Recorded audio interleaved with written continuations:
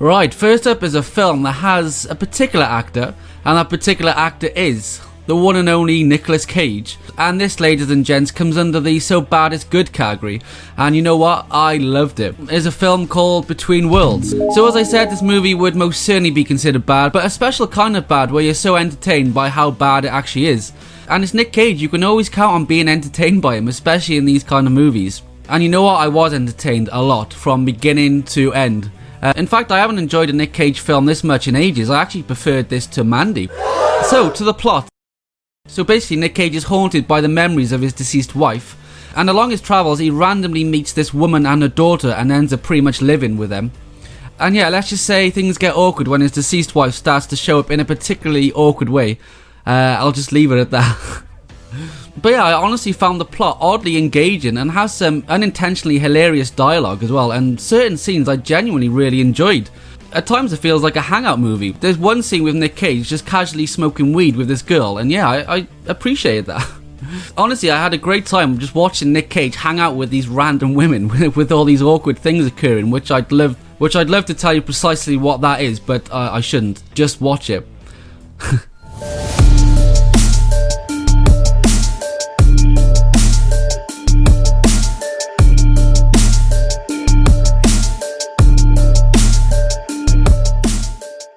So yeah, of all the great bad movies I've seen in 2020, this is the best. So for a good bad time, check out Between Worlds. You won't regret it. Sorta.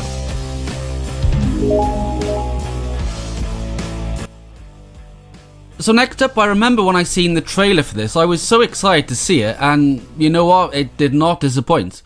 I am talking about a movie called Upgrade, which is a cyberpunk action film where this guy is implanted with this chip that allows him to regain control of his body after he is paralyzed, but also giving him awesome strength at the same time. He realizes as well that he can communicate with this implant and lets it take over his whole body, which leads to some crazy shit. So he takes advantage of this to seek revenge on the guys responsible for killing his wife. What actually surprised me most about this film was actually the ending, which I obviously won't spoil, but wow, it really stuck with me. Wasn't expecting such an effective and thought-provoking ending. You are persistent.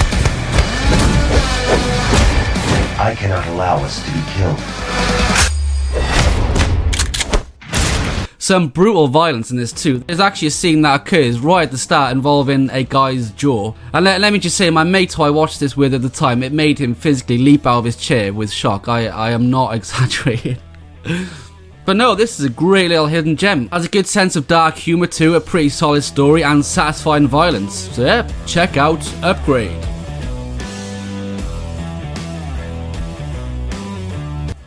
So we're going back to the 80s for this next one, 1981 to be precise. I myself only watched this recently. It is an animated anthology. It is a film called Heavy Metal. So this is a combo of sci-fi, fantasy, horror and eroticism.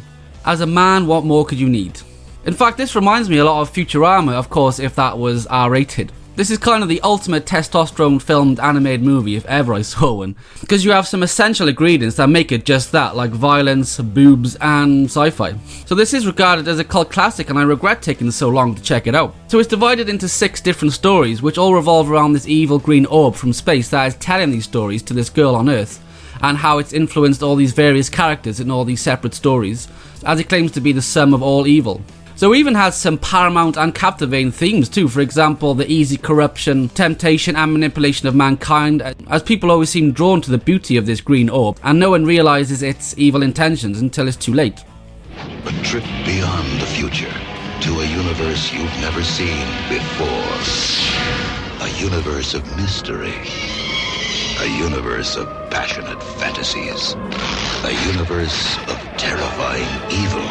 So the first story revolves around this cab driver in the year 2031 who rescues a girl from a gangster. She tells the cab driver that her father has discovered this green orb and people are killing each other over it. Second, this nerdy kid comes into contact with it and is buffed up by it and is gifted with like self-healing powers. Third story revolves around a crooked space captain who is on trial for murder, rape and many other things. So the fourth story sees the green orb during World War II, where it turns pilots into zombies. The fifth story involves accidental alien abduction, human-on-robot intercourse, aliens snorting alien drugs. What more could you ask for? The last one sees a woman warrior flying on a giant bird, along with a powerful sword that she wields, who takes on the green orb after it turns the people of a peaceful world into an evil, mutated army. So that roughly sums up Heavy Metal.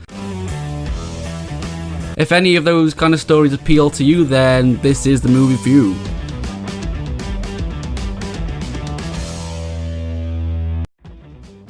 So I'd like to recommend another animated feature, and it's slightly in the polar opposite direction of Heavy Metal.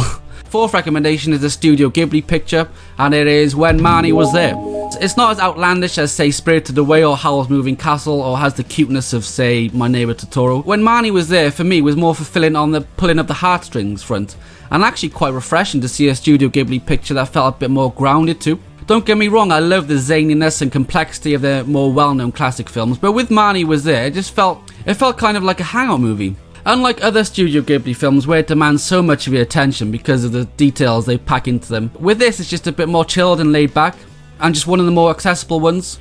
Yeah, if I'm ever in the mood to watch an anime that has heart, then this is the one I'll most likely turn to. It is absolutely beautiful, not only visually but thematically and story-wise too.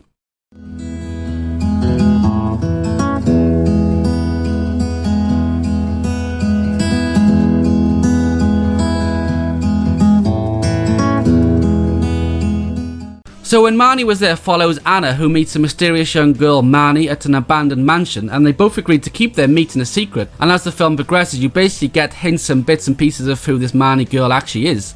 And yeah, it's all very mysterious and compelling, and as I said, stunning to behold in a few different ways. If that sounds like it could be up your street, then do not miss When Marnie Was There.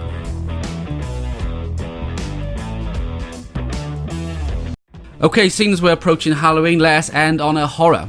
And the horror I'd like to recommend, ladies and gents, is the one that goes by the name of Dead Silence. This is brought to us from James Wan, who gave us Saw, Insidious and The Conjuring. So Dead Silence revolves around a deceased ventriloquist character named Mary Shaw and her doll Billy, and is basically a supernatural revenge tale where she kills people in the same manner that she was killed. But I won't spoil, of course, why and how, etc. Now, critically, this didn't do as well as Insidious and Conjuring, but personally, on the creepy and scare front, I found it on the same level as those movies, if not more. And if you see her, do not scream.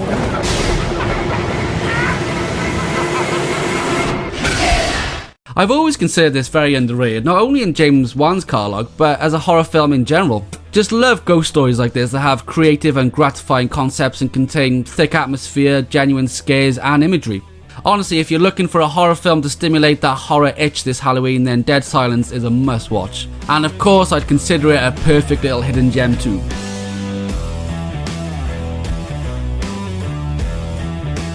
Well, there we have it, another week and another 5 hidden gems there to check out on Netflix. Thank you as ever for watching, and don't forget to subscribe.